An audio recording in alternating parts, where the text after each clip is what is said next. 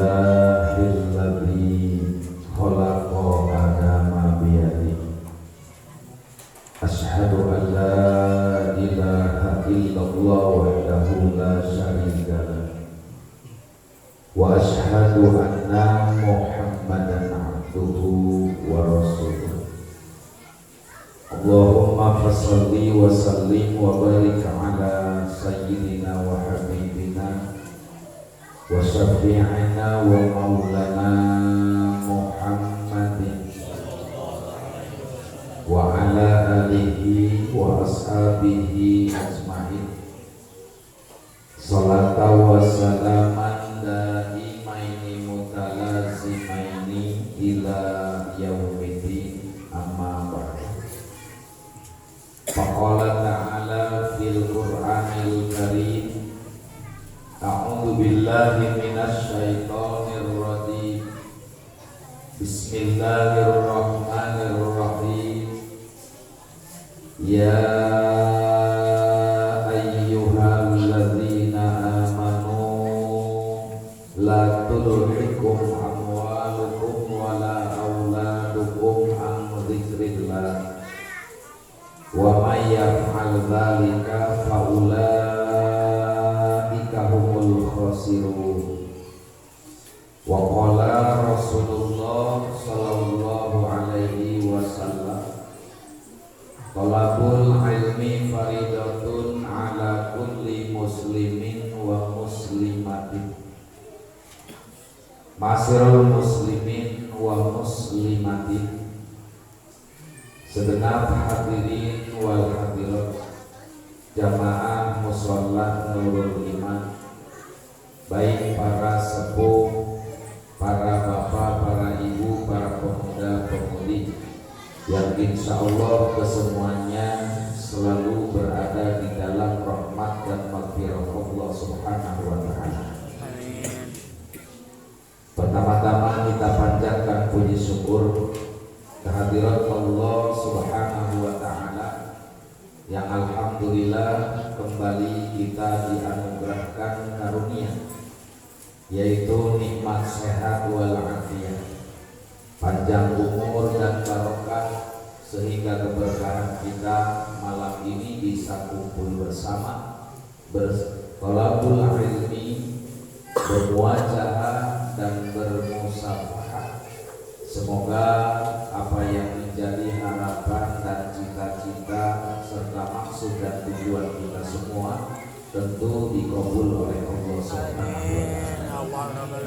Salawat salam tetap tercurah terlimpah kehariban junjungan kita Kanjeng Nabi Muhammad kepada keluarganya, para sahabatnya, para pengikutnya, dan kepada seluruh umatnya yang selalu kita mengharapkan syafaatul umatnya. Amin ya Allah ya Rabbal alamin.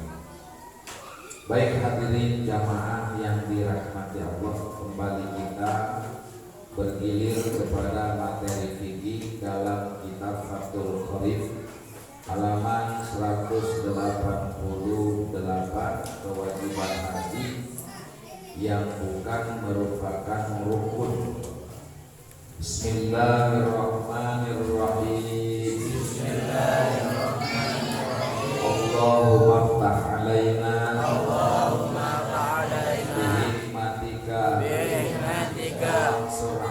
wansur alaina rahmataka ya dzal jalali wal ikram. Allahumma aftah lana bi futuhil arifin wa wajibatul haji ghairul arkani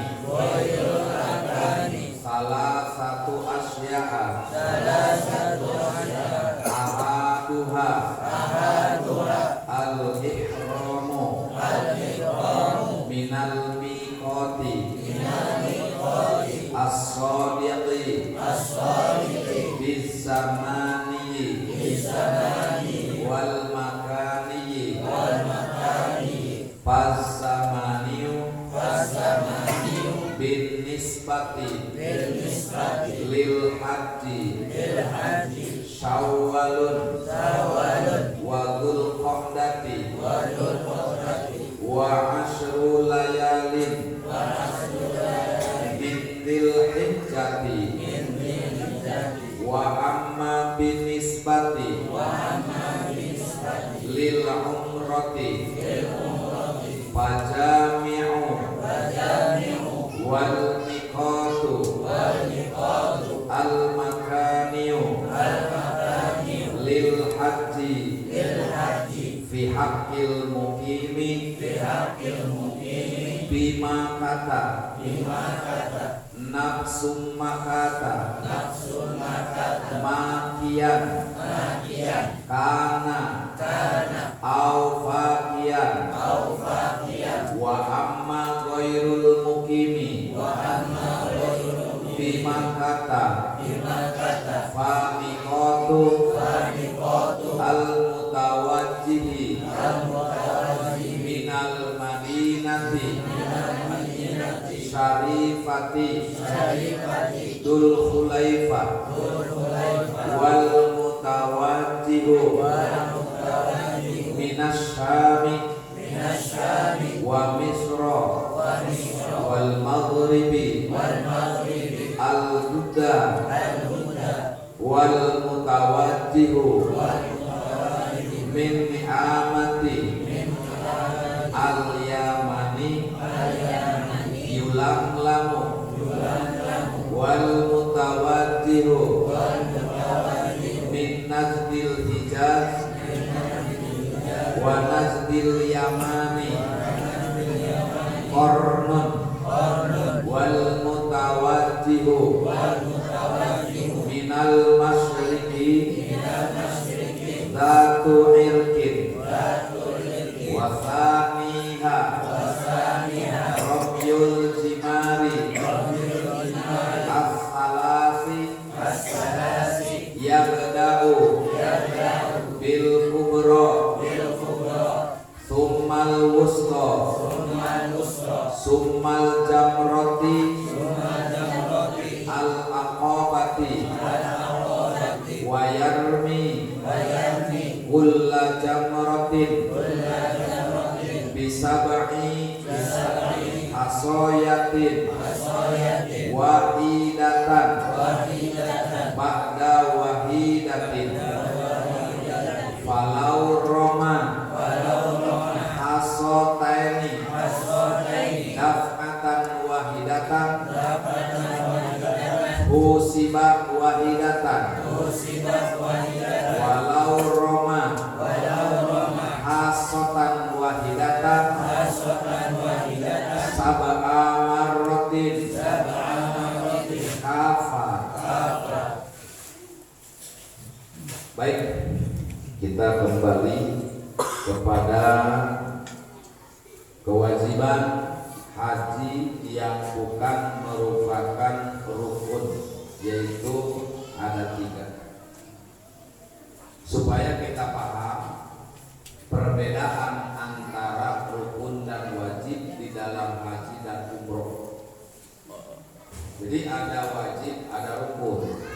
Nah, pengertiannya, kalau wajib tidak dilakukan, tidak batal hajinya, umrohnya, asal dengan syarat dia membayar fidyah, membayar dam. Itu. Akan tetapi kalau rukun yang ditinggal, maka nggak bisa dibayar dengan dam, total batalnya.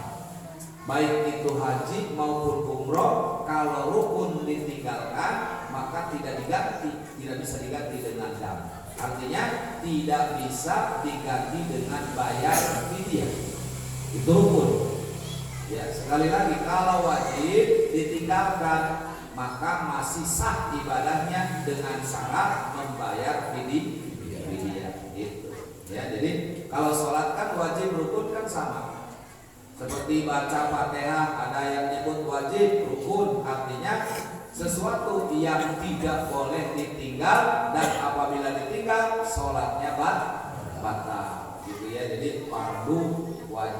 rukun sama. Tapi kalau dalam ibadah haji rukun dan wajib beda. Nanti kita akan tahu mana rukunnya, mana wajibnya, mana sunnah. Jadi di dalam ibadah haji dan umroh ada 3 ya. Ada rukun, ada wajib, ada juga sunnah. Spekernya nyamber. Jadi suaranya ini pas, nggak mantul.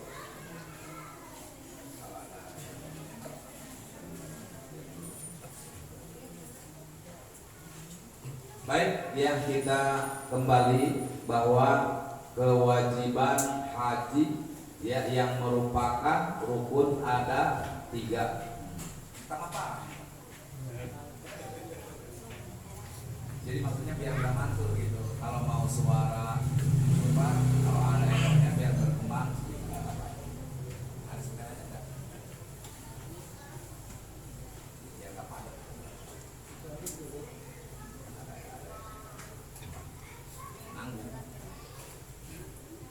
Ahadu hal ihramu minal mikoti, bahwa yang pertama adalah ihram dari mikot. Jadi mikot ini mencakup mikot zamani atau disebut waktu, ya. Dan mikot makani adalah berkaitan dengan tempat. Jadi ada mikot yang mencakup zamani waktu, ada mikot makani tempat. Jadi ihram ini adalah disebut mikot. Jadi mikot mencakup mikot zamani yaitu waktu, dan mikot makani tempat. Kalau waktu berkaitan dengan ibadah haji, kalau tempat berkaitan dengan umroh. Jadi tergantung kita arah mana nih, karena kan tempat mikot itu banyak sekali dan negaranya juga beda-beda. Misalnya kalau orang-orang yang dari timur, di mana setarnya mikotnya? Kalau orang-orang yang dari utara di mana? Kalau yang dari setar di mana? Kalau yang dari barat di mana? Nah, masing-masing wilayah itu ada mikot untuk memulai niat ihram bagi orang yang mau melaksanakan ibadah umrah.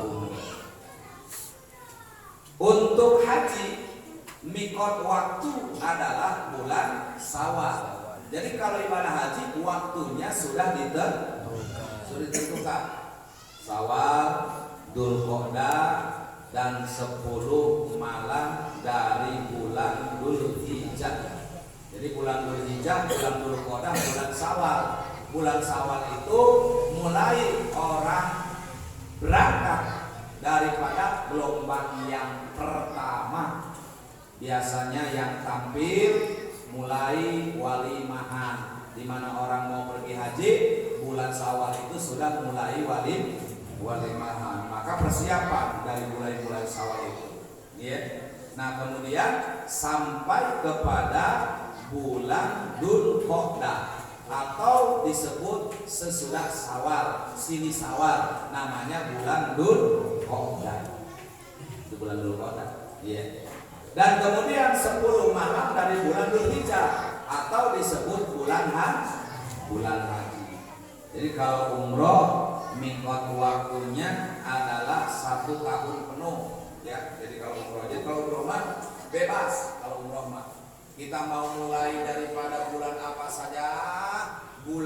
saja, tanggal berapa saja, di hari apa saja, tidak ditentukan kalau mau umroh. Tapi kalau ibadah haji mah sudah ditentukan oleh Allah waktunya, yaitu tanggal 9 bulan Dzulhijjah. Mulai apa? Mulai wukuf di Arafah. Ya, nanti insya Allah akan lebih paham, bahkan lebih sempurna kalau kita semua diberikan nasib untuk bisa ke Mekah melaksanakan haji.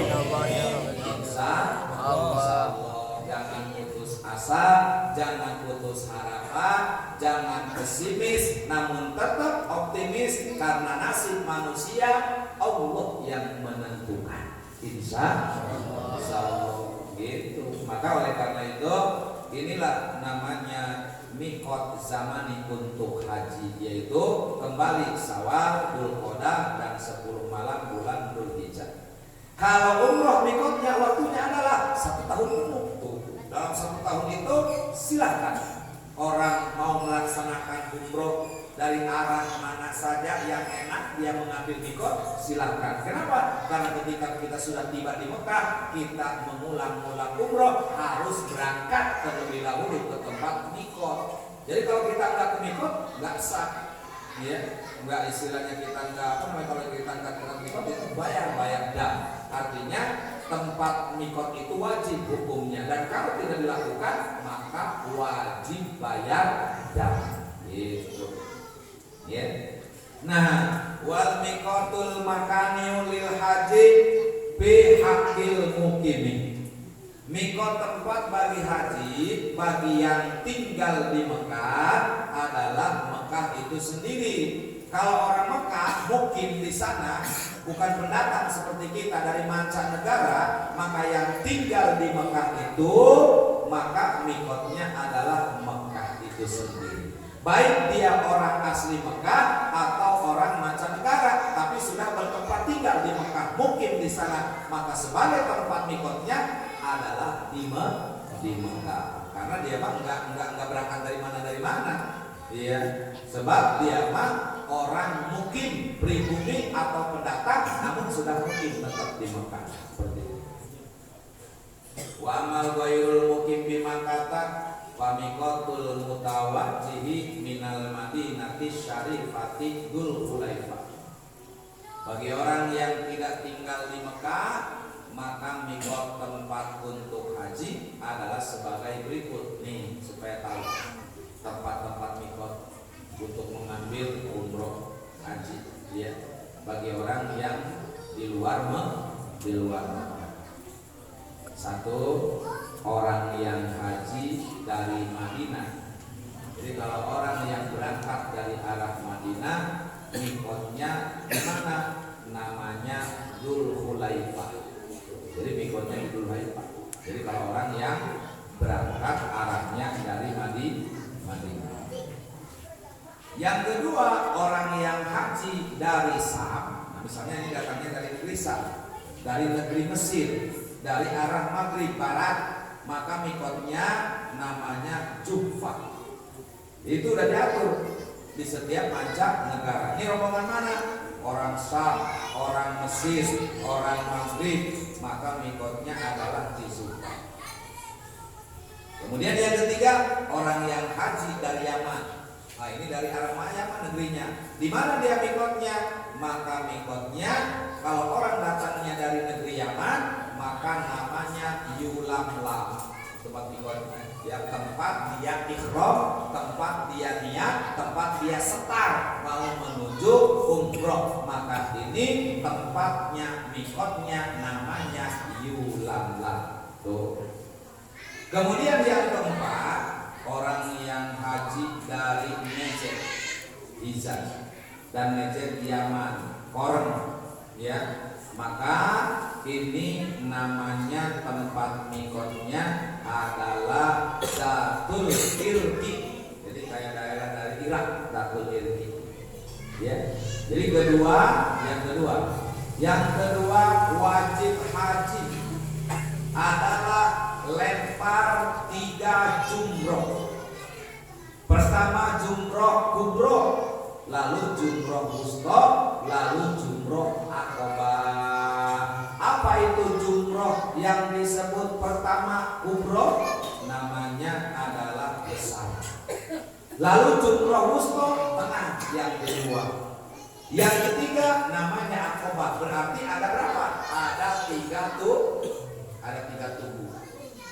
Ya, jadi ada 3 tubuh. Misalnya ini tubuh akobah, ini tubuh wusta, ini tubuh ula. Jadi kalau kita misalnya melempar 1 tubuh itu 7 kerikil. Jadi makanya kita dari mulai tempatnya itu, ya, pertama kita dari Mekah, wukuf di Arafah. Nah, Kemudian setelah terbit terbenam matahari maghrib itu, ya. Kemudian kita berangkat. Nah di tempat berangkat itu namanya Raja sebelum kita ke Mina. Sebelum ke Mina. Ya sebelum Mina dari Mekah. Bukan, ini malah di Wukuf. Wukuf kan kita di Arafah. Lalu kita berangkat ke Muzdalifah. Nah, ketika orang-orang haji berangkat daripada tempat wukuf Arafah setelah maghrib, kan berangkat ke Muzdalifah. Nah, di Muzdalifah itu orang-orang pada mengutin batu kecil, namanya geri. Untuk apa? Untuk persiapan lempar jumroh. Wah, buluman batu kayak wabe marawakuatu untuk persiapan lempar jumroh. Takut nanti di sana nggak ada batu, maka orang diarahkan di tempat Muzdalifah. Jadi di Muzdalifah itu kita kira-kira kan yang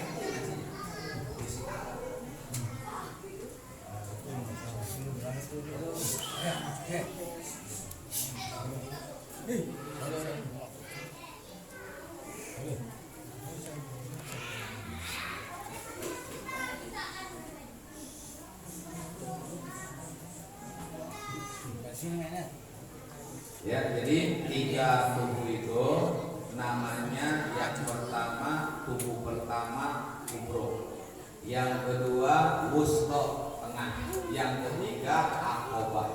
Jadi masing-masing tubuh melemparnya 7 batu, 1 batu 1 kali lempar. Jadi kalau orang misalnya melempar berapapun jumlah kerikil yang dia lempar, kalau 1 kali berarti hitungnya tetap 1. Kadang melempar 7 batu, udah tuh kena kabeh berarti mati. Jadi nggak bisa singkat, nggak bisa ulah 7 kali sekaligus berapa 7, nggak bisa, tetap dihitungnya masa. Wayarni kula jamratin lisabin hasoyatin wahidatan ba'da wahidatin. Masing-masing jumroh membutuhkan 7 buah kerikil. Lemparlah jumroh dengan kerikil satu-satu, tidak bisa sekaligus. Tadi saya sebutkan, walaupun sekaligus tetap dihitungnya 1. Jika melemparkan 2 kerikil sekaligus, maka lemparan itu hanya dihitung 1 lemparan, ya. Itu hanya dihitung 1 lemparan. Jika yang dilemparkan hanya 1 kerikil dan dilemparkan 7 kali, maka sah lemparannya. Jadi kalau misalnya kita melempar tidak mengenai tubuh, jangan dihitung. Yang kena itu yakin dihitung. Makanya orang banyak cadangan batu. Kadang-kadang orang nggak ngerti, masih jauh udah lempar. Ya, padahal deketin aja dulu karena ini di depan kita. Aku yakin ini mau baru nyampe lihat ibu main lempar aja. Kadang-kadang kena kepala orang. Ya. Karena orang itu kan jutaan di sana buahnya. Makanya jangan terburu-buru, santai saja. Kita maju terus ke depan. Kan orang datang pergi. Yang udah lempar pergi, yang belum datang, yang belum lempar datang. Jadi nggak usah ibaratnya kita panik gitu. Walaupun orang itu banyak, maka jangan kita nafsu melempar dari jauh. Kenapa? Karena takut nggak nyampe atau nggak kena ke tubuhnya. Makanya kita deketin sampai di depan tubuh, baru kita Bismillahirrahmanirrahim, Allahu Akbar, letup kena. Ya, jadi dihitung, kalau yang kena dihitung. Kalau misalnya nggak kena jangan dihitung, pulang. Pokoknya yang penting 7 batu itu harus mengenai tubuh yang disebut ula, wusto, dan juga akobah. Itu. Ya, jadi ini apa? Hukumnya melempar jumroh. Hukumnya melempar jumroh adalah wajib, bukan rukun. Berarti kalau orang melempar jumroh tidak melempar jumroh, harusnya melempar jumroh, tidak melempar jumroh, wajib bayar dan.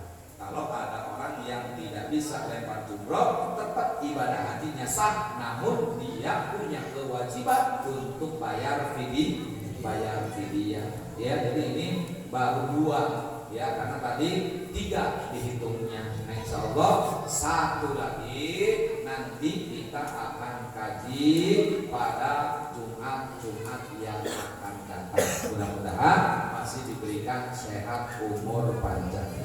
Ada Allah wa iyyakum ajmain. Wassalamualaikum warahmatullahi wabarakatuh. Waalaikumsalam warahmatullahi wabarakatuh. Waalaikumsalam warahmatullahi wabarakatuh. Alhamdulillahirabbil alamin. Demikian apa kita yang sudah disampaikan oleh Muhtaram Bapak Hadis mudah-mudahan apa yang sudah disampaikan benar-benar kita dapat mengamalkannya dan kita dapat mendapat umroh ke tanah suci, mudah dengan nasib dan nasab kita kepada Allah Subhanahu wa taala. Dan di pada jamaah yang banyak dan persilakan.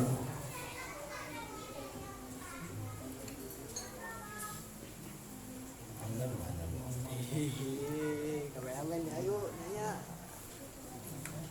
Ada yang lihat Kopi Haji. Tuh Haji tuh bawek tuh bawek. Perut dulu. Bawek ayo bawek, mau pergi haji kan bawek.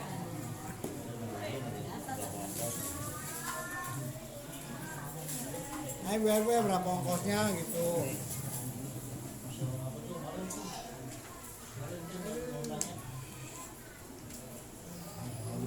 Itu.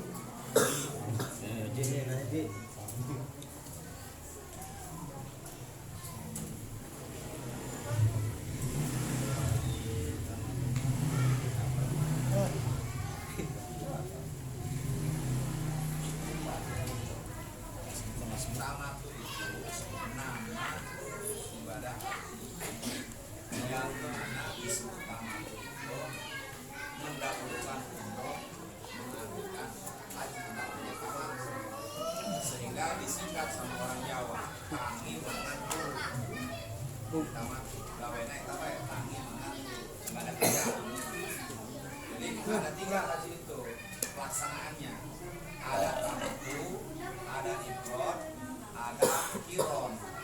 Kalau tamattu mendahulukan umroh, mengakhirkan haji.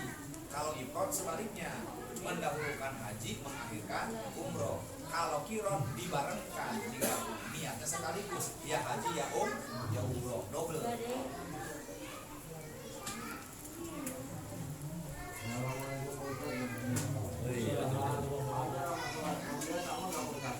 Kenapa? Pacar sama kopiah.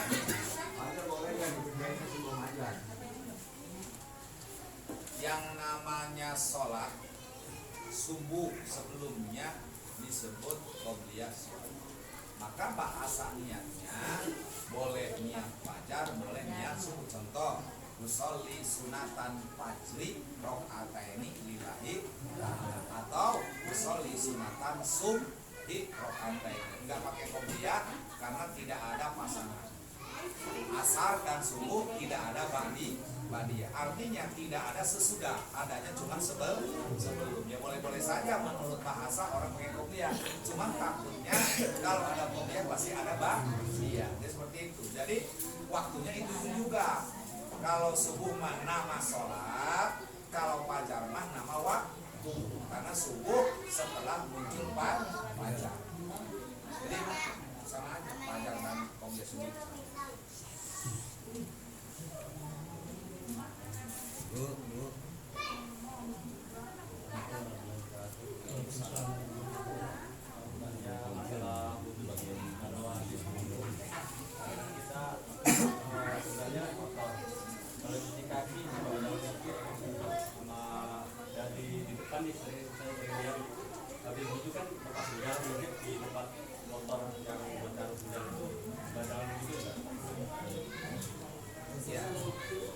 Ketika kita udah wudu, lalu kita nggak pakai sendal, sekalipun kita nginjek najis kaki kita nih, itu tidak membatalkan wudu, cukup dicuci aja kaki. Tidak ada kaitan kita nggak pakai sendal atau injek kotoran, sekalipun yang kita injek itu kotoran anjing atau babi, sama sekali nggak ada batal wudu. Hanya saja itu si najis wajib dibersihkan dengan cara dicuci. Jadi kita cuci aja kaki kita. Yang membatalkan wudu kan 5, kentut, ya, buang hadas, atau orang kencing, lagi punya wudhu, pengen kencing, pengen BAB, pengen keluar angin, itu yakin batal. Kemudian orang yang tidur dalam keadaan duduk, terangkat pantatnya, batal.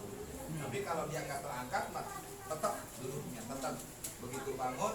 Ya contohnya orang-orang yang mendengarkan khutbah Jumat, kan banyak yang tidur tuh.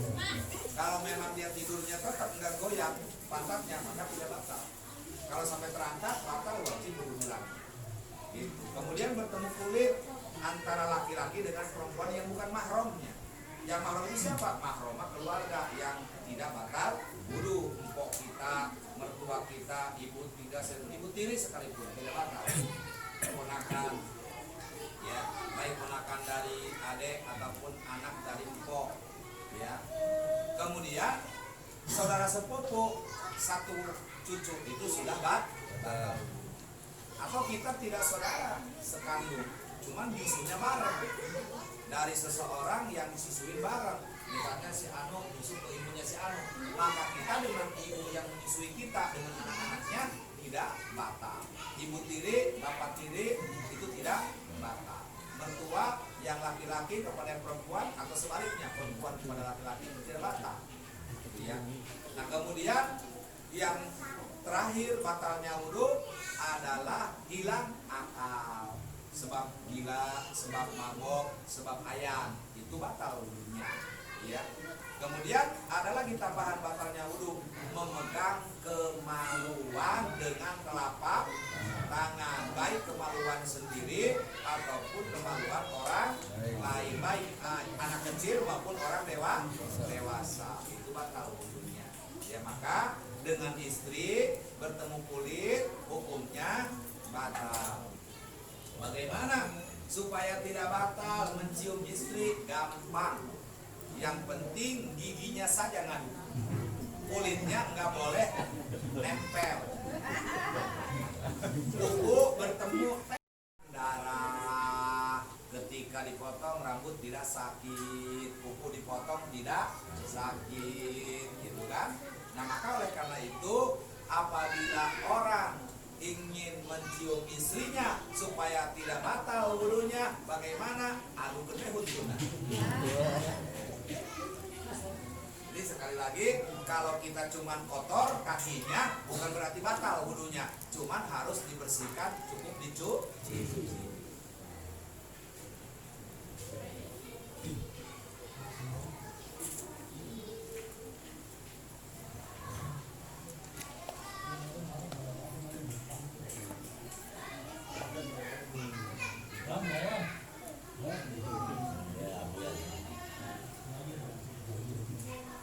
Ayo silakan.